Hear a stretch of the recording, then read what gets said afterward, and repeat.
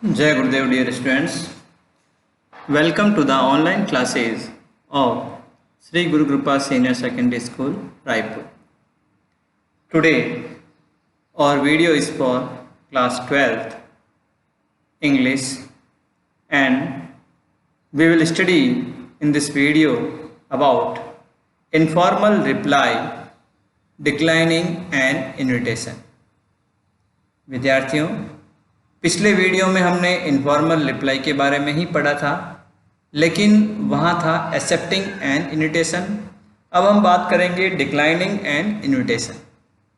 हमने जब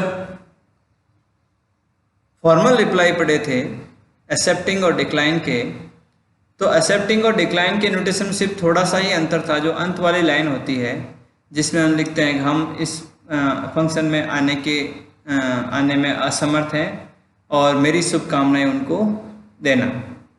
ठीक इसी प्रकार की कुछ लैंग्वेज लिखते हुए, यानी फॉर्मल रिप्लाई, इनफॉर्मल रिप्लाई जो हम लोग एक्सेप्टिंग के लिए लिखते हैं, उसी पूरी लैंग्वेज को काम में लेते हुए थोड़ी सी पीछे लैंग्वेज चेंज करके हम किसी भी इन्विटेशन का इनफॉर्मल रिप्लाई डिक्लाइनिंग वे में लिख सकते हैं। आइए एक उदाहरण द्वारा इसको समझते हैं। तो आइए एक उदाहरण के द्वारा informal reply, declining and invitation इसको समझते हैं। मैंने यहाँ एक एग्जाम्पल लिखा है। You have received an invitation from your friend Deepak to attend a function on the occasion of ring ceremony of his elder sister Neelima with Vishal on 13 September 2020 at 11:30 a.m. at Moti Mahal, Jogeshwar Circle, Jaipur. Write an informal reply for not being able to accept the invitation. विद्यार्थियों, ये आपका question है। अब इस question के आधार पर हम जो है ये सीखेंगे कैसे इनफॉर्मल रिप्लाई किसी भी इन्विटेशन की डिक्लाइनिंग में लिखा जाता है। सबसे पहली चीज़ जो हमने फॉर्मेट सीखा था इनफॉर्मल रिप्लाई के बारे में, उसमें जो खास बातें थी, क्योंकि हम पहले ही डिस्कस कर चुके हैं अपने पिछले वीडियो में।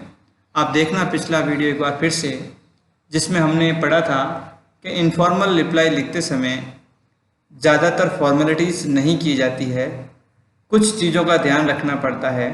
जैसे सबसे ऊपर जो हम सेंडर्स एड्रेस जो है वो लिखते हैं, तो सबसे ऊपर हम लिखते हैं सेंडर एड्रेस, और उसके बाद में हम जो है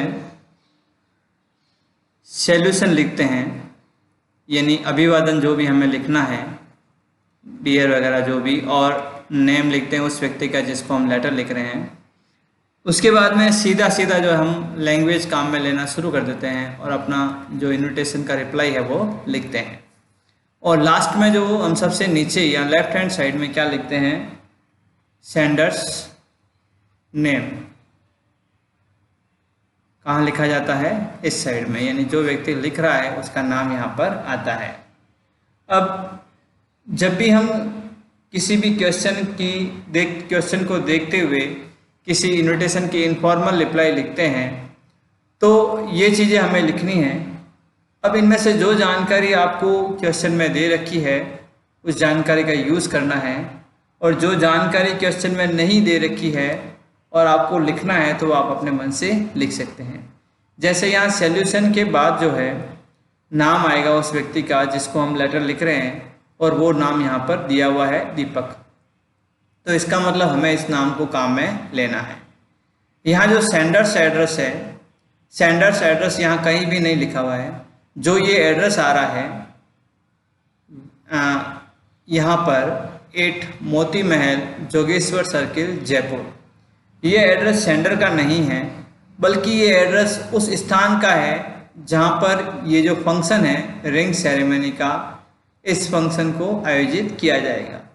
तो आप प्रश्न को ध्यान से पढ़ें और समझें कि जो जानकारी आप ढूंढ रहे हैं वो जानकारी आपको जो मिल रही है वो वास्तव में वही है या नहीं है। जब भी सेंडर का एड्रेस आता है तो वो यहाँ शुरुआत में ही आ जाता है, यू आर करके लिखा हुआ आता है, फिर नाम लिखा हुआ आता है, फिर रेजिडेंट ऑफ या लिव्स एट ऐसा लिखा हुआ आता है, और फिर सेंडर का एड्रेस आता है। बाकी जहाँ पीछे जो आते हैं वो लगभग सारे अगली पार्टी के या अगले व्यक्ति के बारे में जानकारियाँ होती हैं। तो इस तरह से ये फॉर्मेट हो गया, सेंडर एड्रेस, सॉल्यूशन, पूरा बॉडी, और उसके बाद में सेंडर्स नेम, और यहाँ आ जाता है नेम।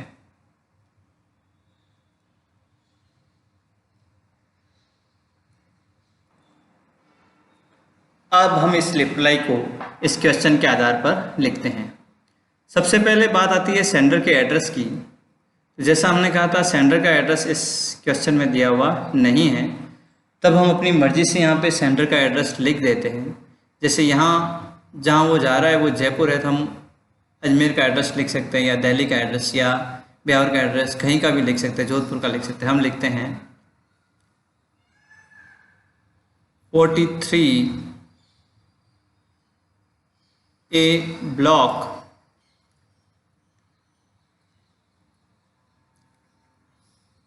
सर्वोदय नगर,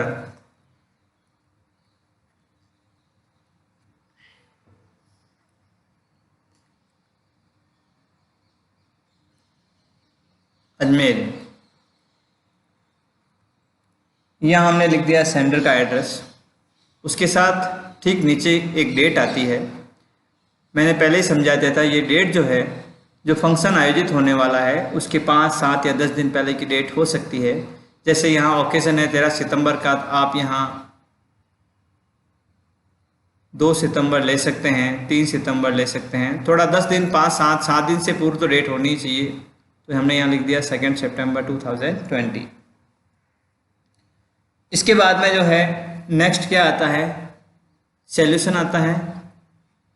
यहाँ जाएगा डियर, और उसके बाद में यदि यहाँ नाम दे रखा है उस व्यक्ति का जिसको आप लेटर लिख रहे हैं, तो वो नाम आ जाएगा। यहाँ नाम दे रखा है दीपक, तो यहाँ पे भी क्या आएगा, दीपक। उसके बाद की लैंग्वेज मैंने एक लाइन बताई थी, वो लाइन आप सभी में यूज़ कर सकते हैं। मैंने कहा था I am very happy to receive your invitation. क्या लिख सकते हैं, I am very happy to receive your invitation. अब यहाँ देखो टू अटेंड लिखा हुआ है, to attend a function on the occasion of ring ceremony. अब इस लैंग्वेज को एज इट इज़ काम में नहीं लेना है, थोड़ा बहुत लैंग्वेज आप अपनी यूज़ करते हुए काम में ले सकते हैं। जैसे I am very happy to receive your invitation, सीधा लिख सकते हैं आप इन्विटेशन किस फंक्शन पे है, ऑन द ओकेजन ऑफ, अब यहाँ दिया हुआ है on the occasion of ring ceremony of. अब देखो यहाँ थोड़ा प्रश्न में समझना, प्रश्न में लिखा हुआ है हिज एल्डर सिस्टर।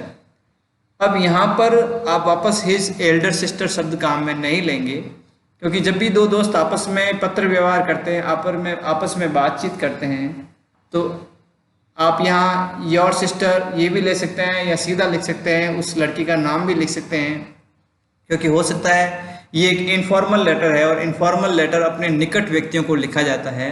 तो हो सकता है वो आपका जो दोस्त है वो आपका बहुत करीबी है, और उसकी सिस्टर आपकी भी सिस्टर की तरह है, तो आप उसे नाम से ही सीधा लिख सकते हैं।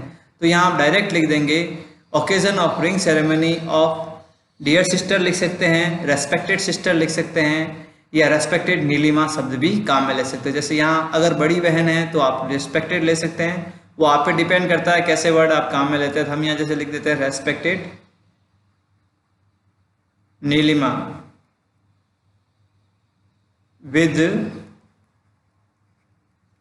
विशाल। अब यहाँ डेट जो लिखी हुई है on 13 September,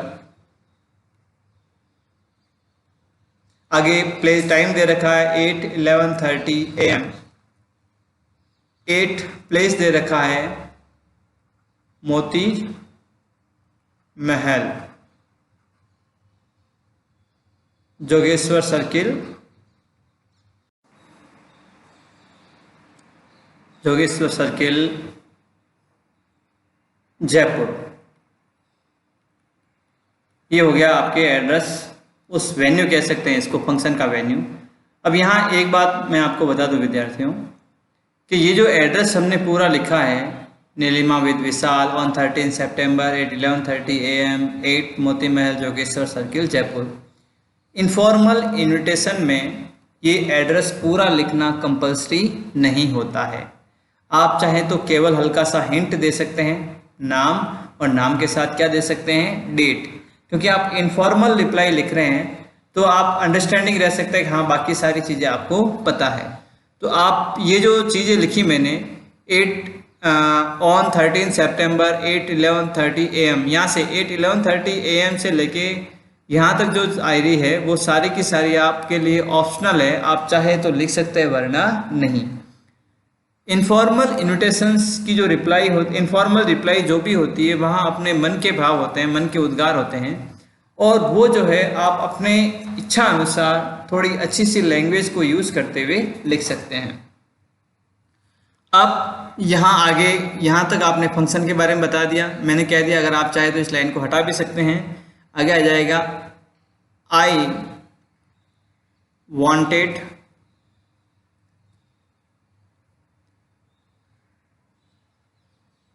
to join this function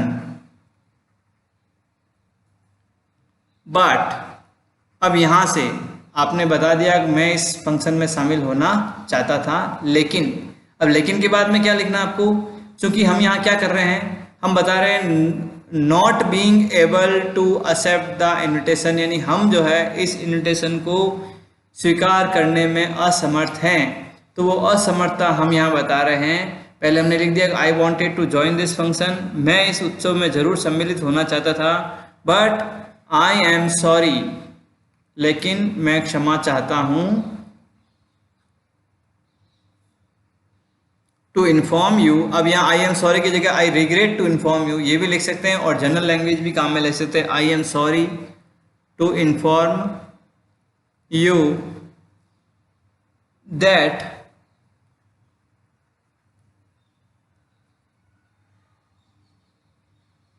I will not be able to do so, लेकिन मैं ऐसा करने में योग्य नहीं हूं। क्यों नहीं हूं? बिकॉज, अब यहां हम बताएंगे रीजन। अब यहां से मैं इसको थोड़ा सा मिटा के वापस नीचे लिखता हूं। बिकॉज के बाद में हम क्या बताएंगे, रीजन। इसी लैंग्वेज को आगे लिखते हुए हम लिखेंगे, अब बिकॉज के बाद में हम यहाँ रीज़न बताएंगे कि हम क्यों वहाँ पर नहीं आ सकते। तो हम यहाँ रीज़न लिख सकते हैं, जेन्युइन रीज़न कुछ भी हो सकता है। I am suffering from fever these days and, अब यहाँ देखो, इन दिनों मैं बुखार से पीड़ित हूँ। इसके साथ साथ हम ये भी लिख सकते हैं, doctors have instructed me to take rest for twice week या फॉर 15 डेज, ऐसा हम लिख सकते हैं। यानी डॉक्टर ने मुझे 15 दिन के लिए आराम करने को कहा है, 15 दिन के लिए जाने से मना किया है। तो यहाँ हम लिख सकते हैं इस चीज़ को, एंड डॉक्टर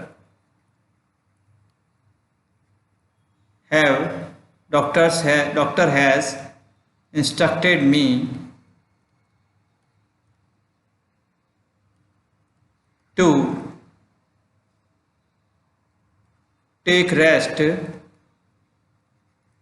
for 15 days। तो इस तरह से आपने क्या कर दिया, यहाँ पे एक जेन्युइन रीज़न लिख दिया। विद्यार्थियों समझने का प्रयास कीजिए कि मैंने कहा था नीलिमा विद विशाल ऑन 13 सितंबर, यहाँ के आगे की जो ये लाइन है 11:30 AM 8 मोती महल जोगेश्वर सर्किल जयपुर, ये ऑप्शनल है। अपने प्रिय मित्र को, अपने निकट संबंधी को ये बताने की ज़रूरत नहीं होती। आप चाहे तो लिख सकते हैं, नहीं तो नहीं। आगे जो है लाइन ये कंपल्सरी जैसी रहती है, I wanted to join this function. अब इसमें आप कुछ भी लैंग्वेज काम में ले सकते हो। I was I have planned to join this function but suddenly I catched with fever, ऐसी भी लैंग्वेज काम में ले सकते हो। तो आपको जो है ध्यान रखना, बार बार मैं ये बात कह रहा हूँ, इनफॉर्मल रिप्लाई जो होती है किसी भी इनविटेशन की, वो एक लेटर की तरह होती है और उस लेटर में आप स्वतंत्र रूप से अपने विचार व्यक्त कर सकते हैं। तो यहाँ हमने बता दिया, I wanted to join this function but I am sorry to inform you that I will not be able to do so because I am suffering from fever. ये जो लैंग्वेज हमने काम में ली है, I am suffering from fever, यानी हमने क्या बताया यहाँ पे, रीजन, दीज डेज, हमने यहाँ कारण बता दिया। अब ये कारण कुछ भी हो सकता है। आप जैसे हम बताते हैं कि जब फंक्शन है उस दिन मेरी परीक्षाएं शुरू हो जाएगी या मेरे एग्ज़ाम शुरू होने वाले हैं, उसकी मैं प्रिपरेशन कर रहा हूँ, या मेरे लिए ऑफिस का कोई विशेष कार्य है या हमारे ऑफिस की कोई विशेष मीटिंग है, कोई भी रीज़न जो जेन्युइन होता है आप दे सकते हैं। और यहाँ जो लैंग्वेज लिखी है मैंने मन से लिखी है, and doctor has instructed me to take rest for 15 days. इस लैंग्वेज को आप चाहे तो लिखें, नहीं तो मैंने इसलिए लिखा है ताकि अब जैसे हम उसको ये कह रहे हैं कि मैं इन दिनों बीमार हूँ, तो हम ये थोड़ी बता सकते हैं कि 15 दिन बाद में, या यहाँ 2 तारीख लिखी हुई फंक्शन 13 तारीख को, 10 तारीख के 10 दिन बाद में भी हम बीमार रहेंगे, ऐसा हम नहीं कह सकते। तो हमने क्या किया, यहाँ एक लैंग्वेज लिख दी, the doctor has instructed me to take rest for 15 days. इसका मतलब चिकित्सक ने मुझे 15 दिन आराम करने की सलाह दी है, तो मैं वहाँ नहीं आ सकता।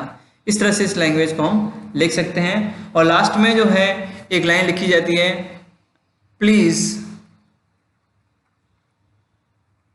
Accept my best wishes.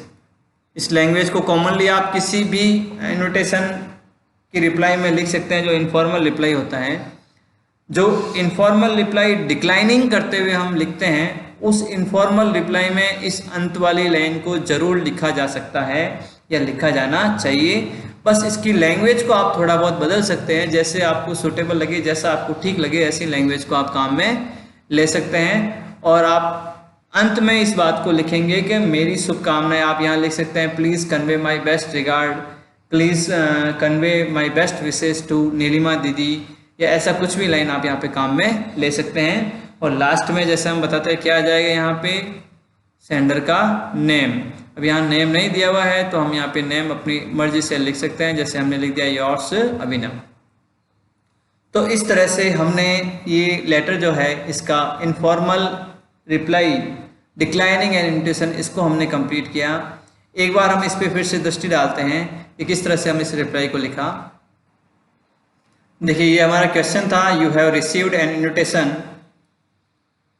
from your friend Deepak to attend a function on the occasion of ring ceremony of his elder sister Nilima with Vishal on 13 September 2020 at 11:30 am at Moti Mahal Jogeshwar Circle, Jaipur. Write an informal reply for not being able to accept the invitation.